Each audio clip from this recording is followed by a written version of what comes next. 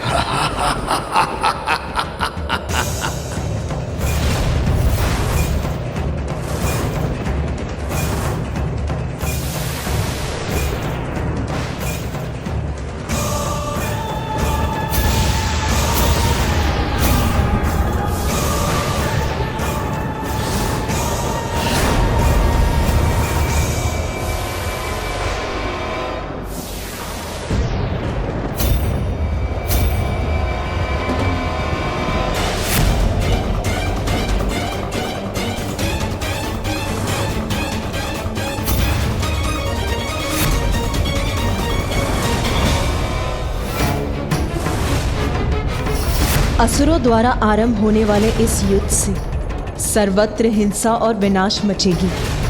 ज्ञात नहीं क्या होने वाला है इसका परिणाम।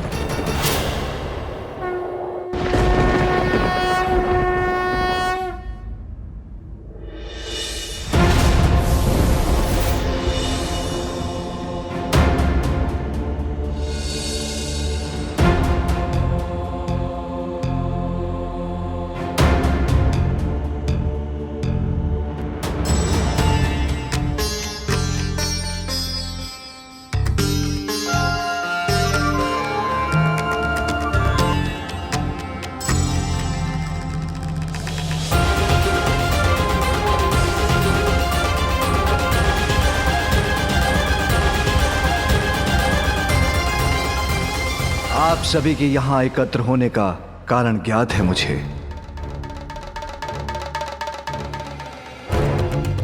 विनाशकारी संकेत तो मुझे और देवी पार्वती को भी दिखाई दिए हैं।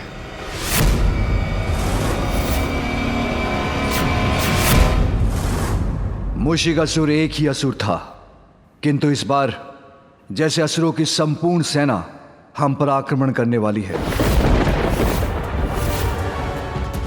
किंतु प्रभु, कब तक हम इस प्रकार निरंतर असुरों के आक्रमण सहते रहेंगे? कब तक हम उनके भय से त्रस्त रहेंगे? हमने सिंदूरा को पराजित किया,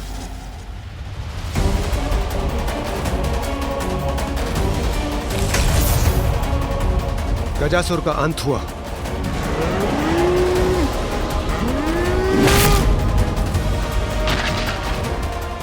किंतु एक असुर नष्ट होता नहीं, दूसरा असुर उसके स्थान पर खड़ा हो जाता है। प्रभु, क्या इस आतंक के चक्र से हमें कभी मुक्ति प्राप्त हो सकती है? आतंक का नहीं देवराज, ये चक्र तो समस्त सृष्टि का है, जहां सदा अच्छाई और बुराई के मध्य वर्चस्व की लड़ाई चलती रहती है। इसलिए देवता हैं तो असुर भी हैं, क्योंकि विनाश से ही सृजन संभव है।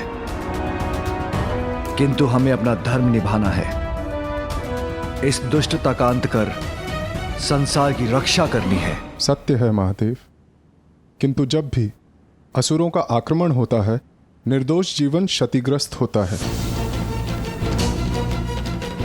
और प्रभु, अभी तक तो हम असुरों को पराजित करने में सफल रहे, किंतु सदैव ऐसा होगा ये कौन कह सकता है। संभव है अगली बार हमें दुष्टों की दुष्टता के समक्ष घुटने टेकने पड़े। और प्रभु, इन असुरों के आक्रमण से सर्वप्रथम मैं ही प्रभावित होता हूं और उनका सर्वप्रथम लक्ष्य होता है स्वर्ग। प्रभु, क्या इस आसुरी चक्र से मुक्ति प्राप्त करने का हमारे पास कोई उपाय नहीं है? ताड़कासुर, गजासुर, सिंदूरा, इन सबको आपकी और हमारी सम्मिलित शक्तियों ने पराजित किया, किंतु ये कभी ना कभी हम पर भारी पड़ेंगे। तब क्या होगा प्रभु? उसकी कल्पना से तो विचलित हो उठता हूं मैं। प्रभु, हमें इसके पूर्व ही कुछ स्थायी उपाय करना होगा। और प्रभु, युद्ध में जय पराजय तो किसी भी पक्ष की हो सकती। हम सत्य का साथ देते हैं, इसलिए सदैव हमारी ही विजय हो, यह भी तो निश्चित नहीं। और यूं ही सत्य की लड़ाई लड़ते लड़ते हम यूं ही सफलता प्राप्त करते रहे, इसे कैसे सुनिश्चित करें प्रभु? हाँ महादेव, ब्रह्मदेव, मैं देवताओं के इस कथन से सहमत हूँ। देवता सफल होंगे इसी विश्वास के साथ वो असुरों के साथ युद्ध में उतर सकें, इसके लिए हमें कोई उपाय तो सोचना ही होगा प्रभु। मेरे विचार से देवताओं का भी कोई देवता होना चाहिए जो कि सभी देवताओं को दिशा प्रदान करें, जिसकी पूजा से उनके कार्य मंगलमय हो।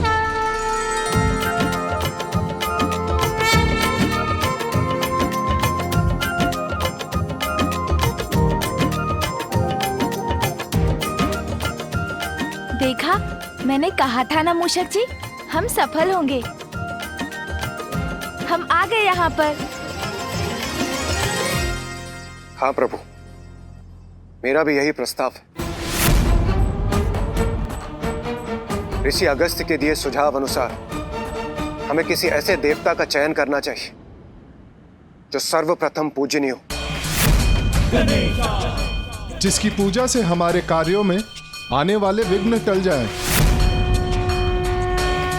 और जिसकी पूजा से वो दुष्टों के मार्ग में कंटक के समान बनकर उनके पथ में बाधाएं उत्पन्न करे।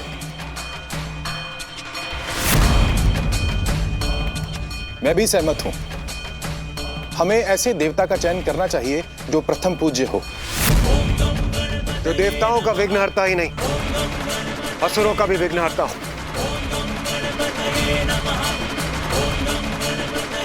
जो देवताओं का भी देवता हो, एक ऐसे देवता जो सम्मिलित असुर शक्ति को पराजित करने में सक्षम हो और सदैव हमारा साथ दे।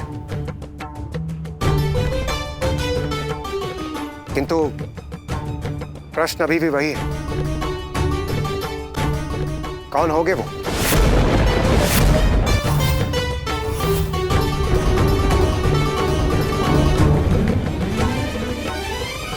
जो देवताओं के विघ्नहर्ता और असुरों के लिए विघ्नकर्ता हूँ, जो देवताओं के भी देवता हूँ। असुरों के भी देवताओं का देवता हो, देवताओं के विघ्नहर्ता और असुरों के भी विघ्नहर्ता, असुरों के भी विघ्नहर्ता, देवताओं का देवता हो, देवताओं के विघ्नहर्ता और असुरों के भी विघ्नहर्ता हो, तो देवताओं के भी देवता हो। शांत हो जाइए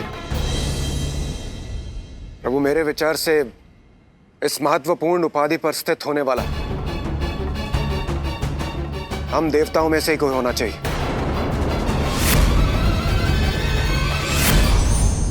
नारायण नारायण।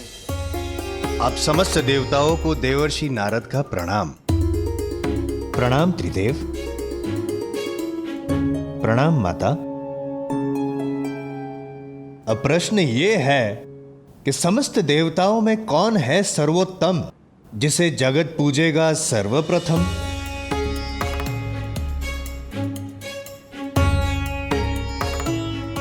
नारद विचार मग्न। कठिन है। नारायण नारायण नारायण नारायण नारायण। मेरे विचार में इसका उत्तर है अत्यंत सरल। प्रथम पूजनीय देवराज इंद्र ही होने चाहिए।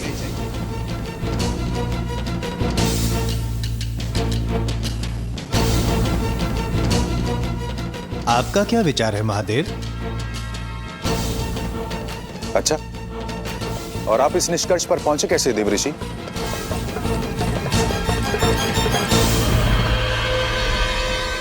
नारायण नारायण, देवराज इंद्र हैं, समस्त देवताओं के अधिपति। इसीलिए आप सभी देवताओं में यदि इंद्रदेव बने प्रथम पूजनीय, तो आप सभी देवताओं को नहीं होनी चाहिए कोई आपत्ति। और इसका भी है कारण। वर्षा करवाते हैं जिससे उपजता है अन्न और प्राप्त होता है समस्त देवताओं को यज्ञ के भविष्य से भोजन। निसंदेह, मुझे कोई संदेह नहीं है कि देवराज इंद्र को ही होना चाहिए सर्व देवों में प्रथम पूज्य। क्षमा त्रिदेव, देवराज इंद्र का अभिप्राय जानने से पूर्व आपकी आज्ञा आवश्यक है। यदि आज्ञा हो तो मैं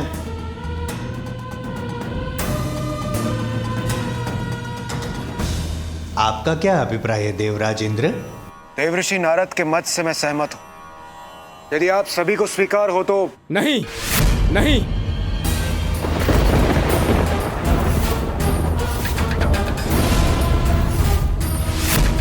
मुझे स्वीकार नहीं है।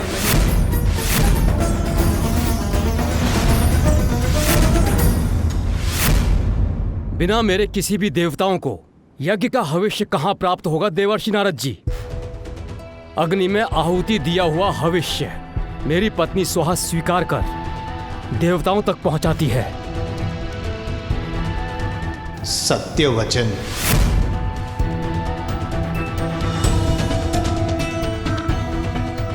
सत्य वचन, आपका कथन सर्वथा उचित है अग्निदेव,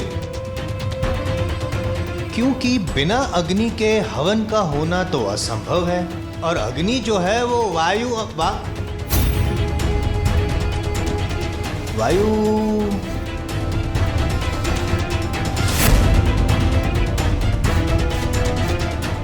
किंतु क्या देवऋषि?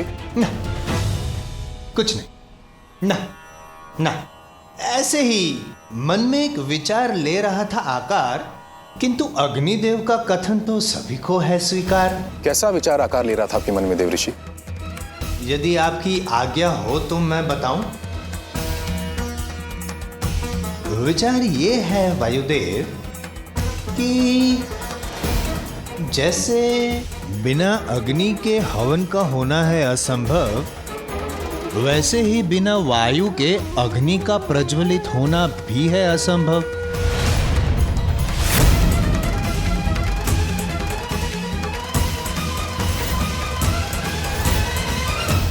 उचित है। हाँ, मुझसे ही तो चलता है जीवन,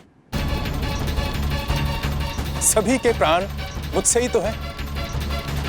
यदि एक क्षण के लिए मेरा प्रवाह थम जाए तो सभी प्राणी व्याकुल हो उठेंगे, अंत हो जाएगा सबका।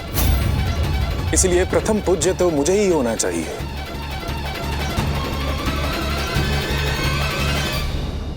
सत्य वचन। प्रथम पूज्य देवता का चयन हो रहा है और आप सभी ने मुझे बुलाया भी नहीं।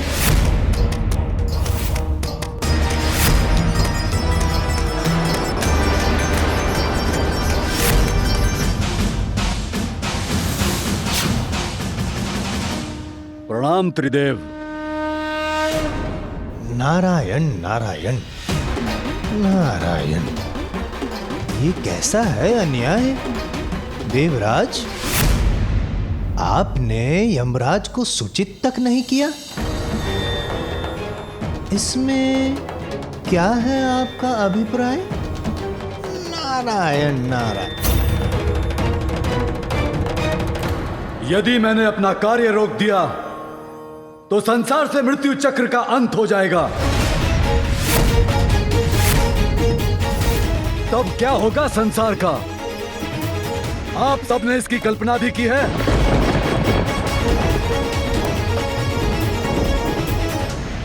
किसी को भी नरक या मृत्यु दंड का भय नहीं रहेगा, अर्थात सर्वत्र अधर्म अन्याय छा जाएगा। सत्य वचन। अर्थात जीवन मृत्यु का संतुलन, जिसे स्थापित करता है मर्यादा का बंधन।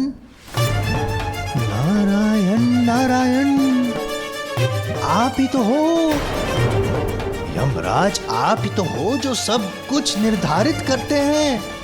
अवश्य, निसंदेह आप ही को प्रथम पूज्य होना चाहिए। आप ही को अधिकार है, क्योंकि आपका प्रकोप जिस पे पड़ गया वो तो जल तक नहीं मांगेगा। जल जल, बिना जल के तो जीवन संभव ही नहीं है।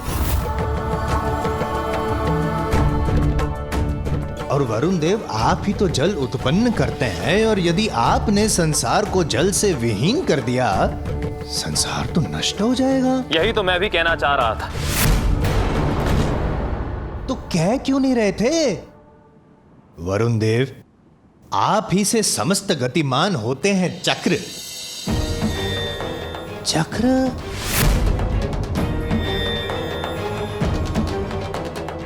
काल चक्र? मेरा महत्व तो सर्वविदित है, अब क्या अपने मुख से कहना आवश्यक होगा? कदापि नहीं। हम सबको इस बात का ज्ञात है कि सूर्य देवता तो प्रकाश देते हैं, उससे हो रहित तो जीवन के प्रकाश से हम हो जाएंगे वंचित। इसी कारण सूर्य देवता प्रथम पूज्य,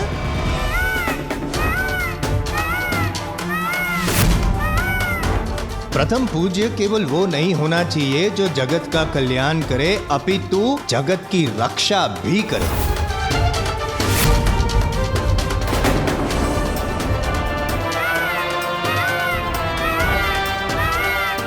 रक्षा अर्थात रक्षक, योद्धा। माता पार्वती, आपको तो ज्ञात ही होगा, आज देवलोक के पास स्वर्ग है तो केवल कुमार कार्तिकेय के कारण।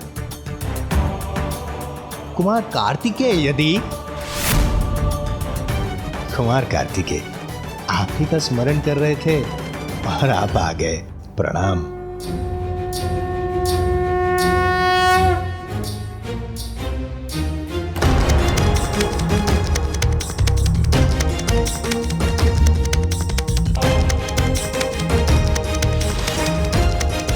कुमार कार्तिकेय, इन्होंने ही ताड़कासुर का वध करके किया उसे कथित। इसीलिए देव सेनापति कार्तिकेय भी प्रथम पूज्य की उपाधि पे हो सकते हैं स्थित, है ना पार्वती माता?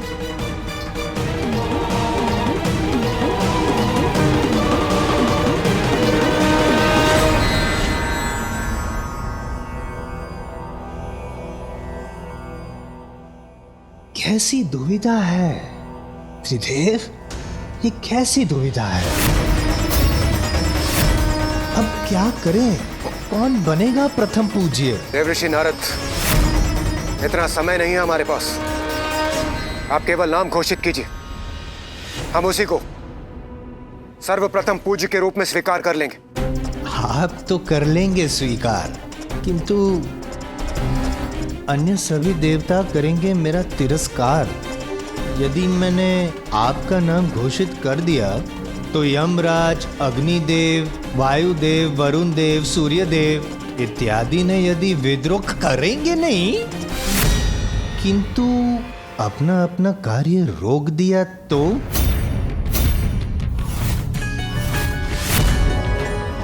यदि ऐसा हुआ तो नारायण नारायण, संसार नष्ट हो जाएगा, और इसका भार मैं कैसे करूं स्वीकार? वो सब मुझे ज्ञात नहीं, किंतु यदि मेरा चयन नहीं हुआ तो मैं अपना कार्य रोक दूंगा। मुझे प्रथम पूज्य नहीं बनाया तो मैं अपना कार्य नहीं करूंगा। यदि मुझे प्रथम पूज्य नहीं बनाया गया तो मैं भी अपना कार्य रोक दूंगा। मैं भी अपना कार्य रोक दूंगा। मुझे प्रथम पूज्य नहीं बनाया गया तो मैं भी अपना कार्य रोक दूंगा। मैं भी अपना कार्य रोक दूंगा। मैं शनिदेव हूँ, मुझे होना चाहिए प्रथम पूज्य।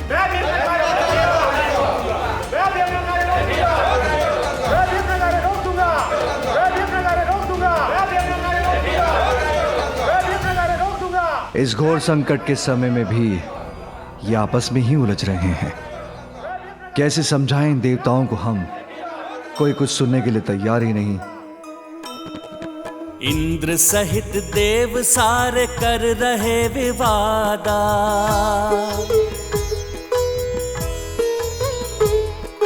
प्रथम पूज्य देवता का सब ही करे दावा।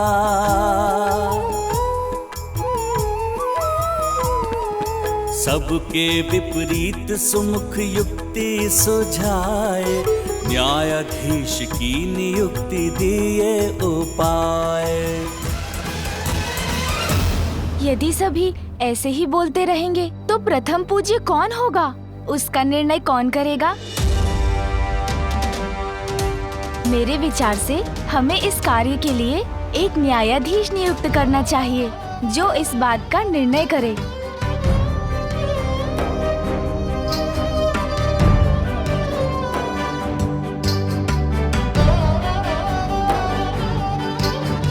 गजानन कदाचित उचित कह रहे हैं। आप ही बनिए न्यायाधीश और आप ही नियुक्त कीजिए।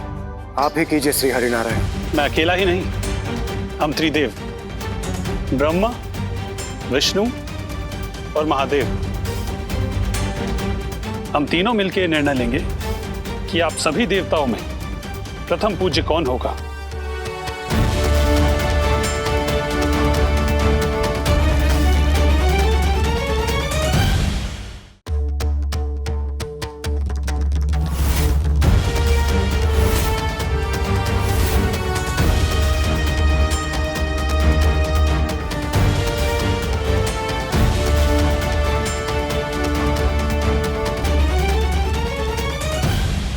मैं होठ पढ़ सकता हूं। मेरे विचार से ये लोग मेरा ही नाम ले रहे हैं।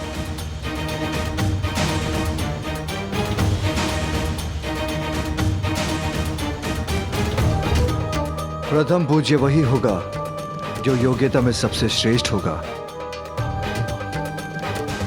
और इसका निर्णय तो आप सभी के मध्य एक प्रतिस्पर्धा से ही हो सकता है।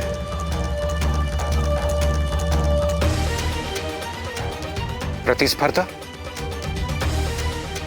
कैसी प्रभु? हाँ देवराज, क्योंकि प्रतिस्पर्धा योग्यता की श्रेष्ठता सिद्ध करने का सर्वोत्तम उपाय है। इसलिए प्रतिस्पर्धा से भागने की नहीं, उसमें भाग लेने की आवश्यकता है, क्योंकि प्रतिस्पर्धा में विजय पाने की इच्छा हमारे भीतर छिपे गुणों को बाहर निकालकर हमारी क्षमता को उजागर करती है। उचित है प्रभु, किंतु हमें करना क्या होगा? आप सभी को अपने वाहनों पर आरूढ़ होकर एक दौड़ में भाग लेना होगा, जिसका प्रारंभ कैलाश से होगा।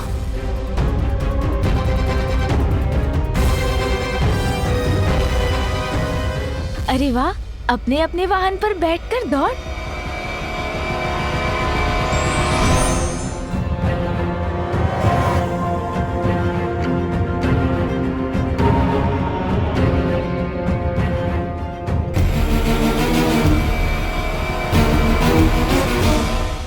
त्रिलोक में स्थित तीर्थ काशी, हरिद्वार, ऋषिकेश, गंगा, सागरपुरी, काशी और द्वारका, और फिर वहां से होते हुए पाताल के तीर्थ, राजावली का नगर, नागलोक, फिर स्वर्ग के तीर्थ, सूर्यलोक और नवग्रह मंडल के समस्त लोक, महरलोक, ब्रह्मलोक, वैकुंठ लोक और गोलोक से होते हुए वापस यहाँ लौटना होगा।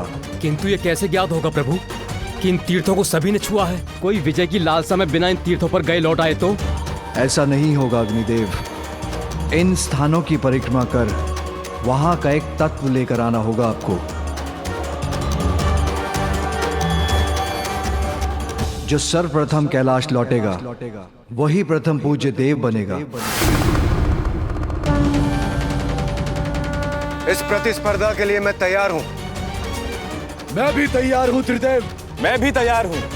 हाँ, मैं भी तैयार हूं। मैं वरुण देव, मैं भी तैयार हूं।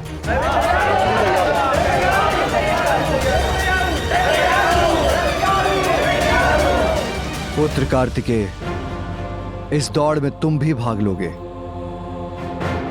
जो आज्ञा पिताश्री। प्रभु और गजानन, क्या वो भाग नहीं लेगा स्पर्धा में? अब तो मेरे पास भी मेरा वाहन है।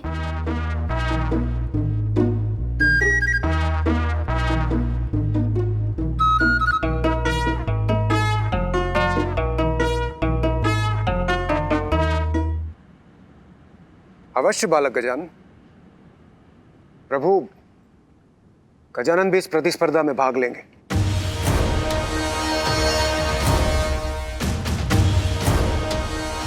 कल प्रातःकाल इस स्पर्धा का आरंभ कैलाश से होगा। नारायण नारायण।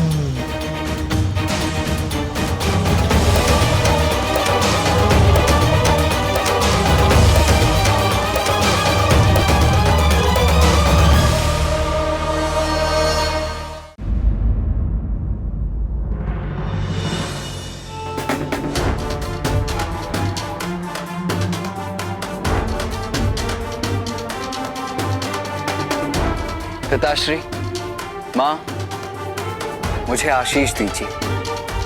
मैं इस प्रतियोगिता में सफल हूं।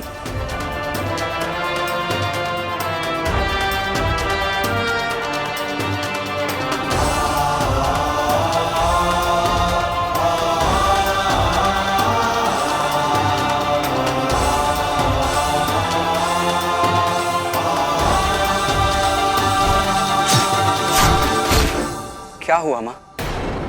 आप अचानक इतनी चिंतित क्यों हो गई?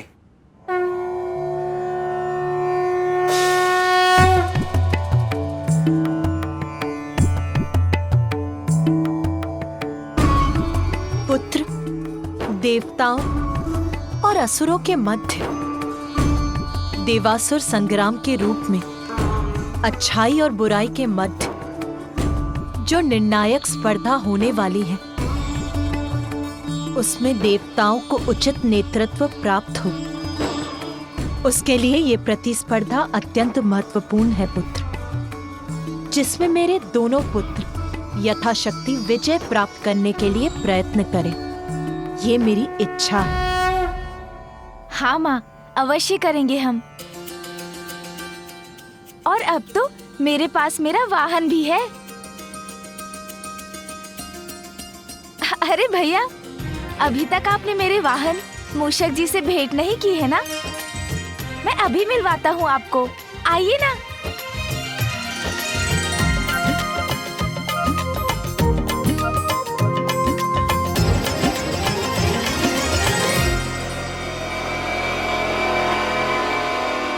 ये है मेरे वाहन मूषक जी। देखा भैया? बताइए ना, अच्छे हैं ना मेरे वाहन? अभी इन पर सवार होकर दिखाता हूँ मैं।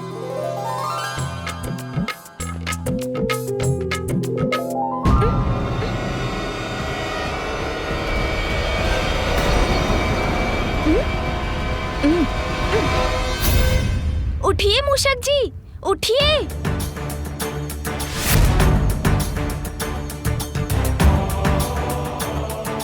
अरे मूषक जी, उठिए ना। ये कैसा वाहन चुन लिया गजानन ने, जो उसका भार उठाने में भी असमर्थ है। कोई बात नहीं मूषक जी, इस बार अवश्य सफल होंगे आप। एक प्रयत्न और कीजिए। गजानन, तुमने अन्य देवताओं के वाहन देखे?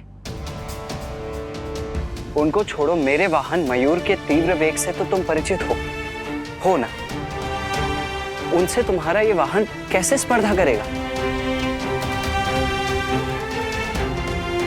तुम्हें अभी एक दूसरा वाहन चुनना होगा।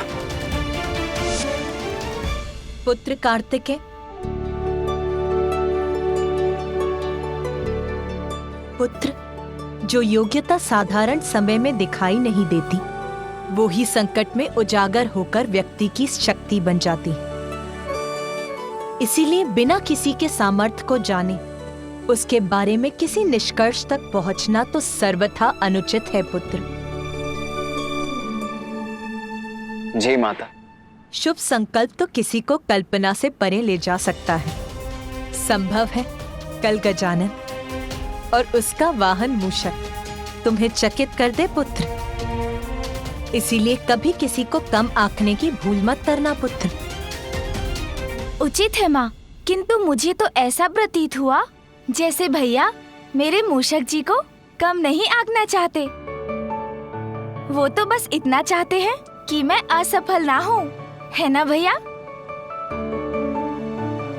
और वैसे भी माँ, मैं जीतूं या भैया, विजय तो आपके पुत्र की होगी ना? हाँ पुत्र, कल भोर की प्रथम किरण के साथ देवताओं के बीच ये प्रतिस्पर्धा प्रारंभ होगी। इसीलिए तुम दोनों को तैयार रहना होगा पुत्र।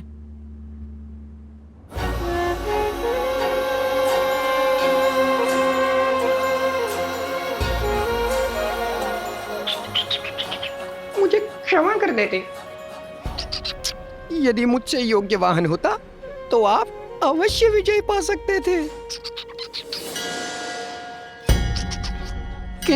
किंतु मेरे कारण कदाचित आपको पराजय का मुख ही देखना पड़े।